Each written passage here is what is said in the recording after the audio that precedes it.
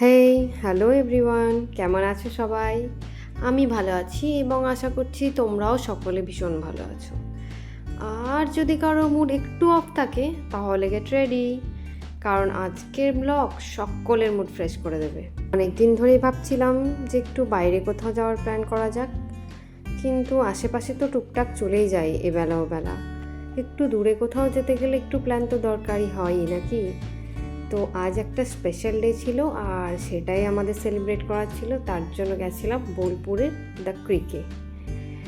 তো সেখানের এক্সপিরিয়েন্স কেমন কেমন কাটলো সারাদিন, কেমন খাওয়া দাওয়া, সবটাই আমি তোমাদের সঙ্গে শেয়ার করব। রেস্টুরেন্টে পৌঁছানোর মুহূর্তেই মনে হলো ওয়াও, জায়গাটা এত সুন্দর। প্রবেশপথেই সাজানো ছিল রঙিন তাজা ফুলের বুকেট, হালকা সুগন্ধ, নরম সুরের মেলোডি আর আলো ছায়ার মায়া। আজ ওখানে একটা হয়তো খুব সম্ভবত বিয়ের অনুষ্ঠান ছিল, তার জন্য ব্যাঙ্কুয়েটটিকে দেখতে একদম আরও সুন্দর লাগছিল।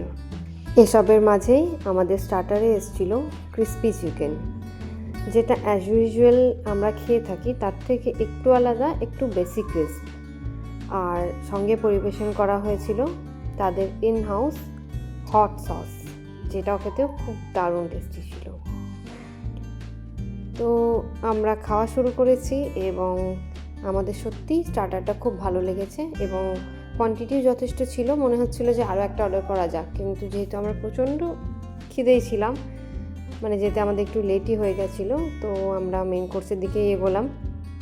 আর মেন কোর্স আমরা স্টার্টারের সঙ্গেই অর্ডার দিয়ে দিয়েছিলাম, ওই জন্য আর স্টার্টার কিছু অর্ডার করলাম না। বসার জন্য আমি একটা সুন্দর কোণার টেবিল বেছে নিয়েছিলাম, যেখানকার ব্যাকড্রপটাও ছিল একদম ইনস্টাগ্রাম পারফেক্ট, কিন্তু সেদিক দিয়ে আমার ক্যামেরা আর আমি সেট করতে পারলাম না, তাই অপোজিট দিক দিয়ে ক্যামেরা সেট করে বসে পড়েছি। সবাই বসে যাওয়ার পর শুরু হলো গল্প, হাসাহাসি, আর সেই সঙ্গে পাল্লা দিয়ে চললো খাওয়া দাওয়া।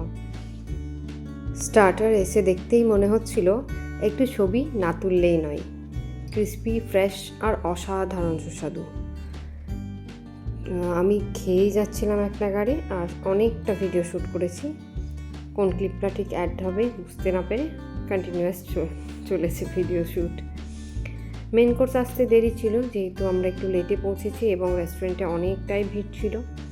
তবুও ওখানকার স্টাফ ভীষণ ভালো, সব সময় বারবার এসে জিজ্ঞেস করছিল যে আরও কিছু লাগবে কিনা, খাবার ফ্রেশ আছে কিনা, টাটকা কিনা, গরম কিনা, যেটা সচরাচর খুব রেয়ারই দেখতে পাওয়া যায়। খাবার দিয়েই তারা মোটামুটি, আর তাদের না রাখলে পাওয়া যায় না, বাট ওরা বারবার এসে আমাদের আরও কিছু লাগবে কিনা কোয়েরি করছিল।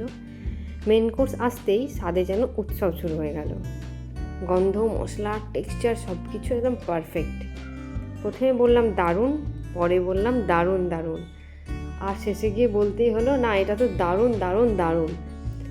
খাবারের স্বাদ, পরিবেশ আর প্রিয় মানুষদের সাথে ভাগ করে খাওয়া, এটারই নাম আসল সুখ। খেতে খেতে হাসির শব্দে ভরে উঠছিল আমাদের টেবিল। পুরনো স্মৃতি, নতুন খবর, মজার ঘটনা, এমনও কিছু কথা হলো যার কোনো মানে ছিল না, তবু সেই কথাই ছিল সবচেয়ে মজার।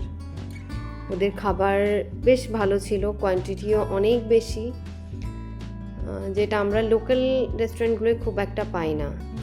ভেজ মানে শুধুই ভেজ বা শুধুই গাজর এরকম কিছু নয়, ভেজ রাইসটাই শুধু মানে ইটসেলফ খাওয়া যাবে এরকম একটা রাইসটাই ছিল ওদের।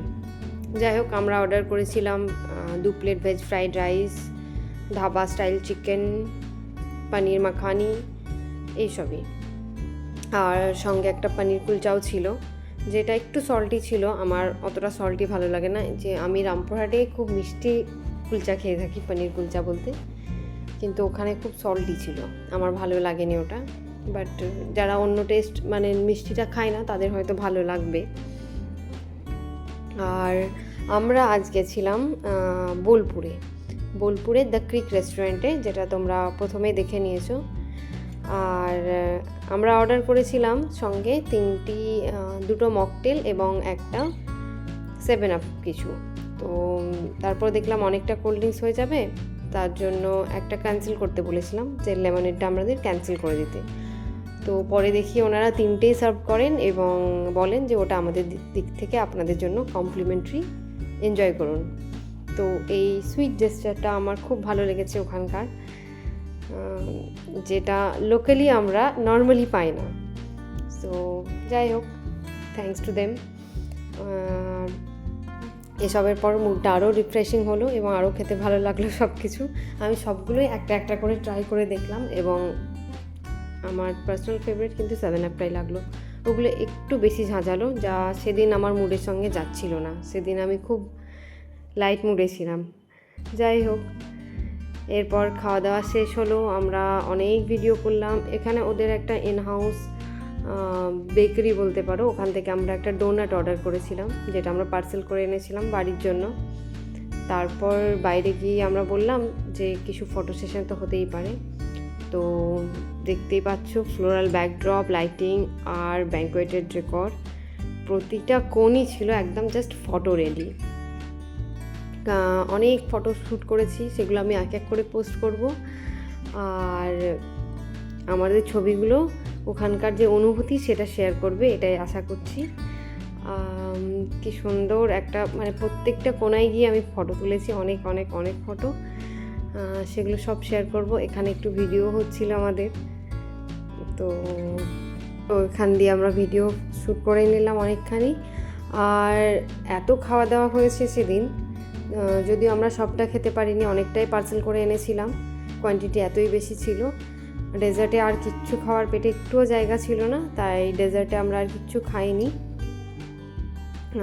বাইরে বেরিয়ে এসে কিছুক্ষণ পরে একটা আইসক্রিম খেয়েছিলাম। ওখানকার খাবারের প্রতিটা চুমুক, প্রতিটা কামড়ে ছিল সুখের স্বাদ। খাওয়া শেষ করে একটু চুপচাপ ওই পুলের ধারেই বসে থাকলাম, মনে মনে কৃতজ্ঞতা অনুভব করলাম। আজকের দিন, আজকের মুহূর্ত, আজকের মানুষ সবই ছিল ব্লেসিংস। আমি সব কিছুতেই গ্র্যাটিটিউড জানাতে পছন্দ করি, নিজের মন থেকে গভীরভাবে আমি আন্তরিকতার সঙ্গে কৃতজ্ঞতা স্বীকার করে থাকি সবসময়ই। এটা আমাকে খুব ভালো একটা ফিলিংস দেয়। তো আজকের এই দিনটার জন্য আমি আমার ঈশ্বরের কাছে কৃতজ্ঞ। আশা করছি আমার ভিডিওটা তোমাদের সকলের ভালো লেগেছে। আর ভালো লেগে থাকলে অবশ্যই আমাকে ফলো করো, আমাকে সাপোর্ট করো, আমার ভিডিও শেয়ার করো, ভিডিও বেশি বেশি দেখো, লাইক কমেন্ট করো, আর আমার সঙ্গে কমিউনিকেট করার চেষ্টা করো একটু কমেন্ট করে, তো আমার ভীষণ ভালো লাগবে। টিল দেন সবাই ভালো থেকো, সুস্থ থেকো। আর আমার এই ভিডিওর পার্ট 2 দেখতে চাইলে অবশ্যই কমেন্টে জানিও। আরও সারাদিন কোথায় ছিলাম, কী কী করেছি, সেগুলোর জন্য আমি পার্ট 2 ভিডিও আনবো।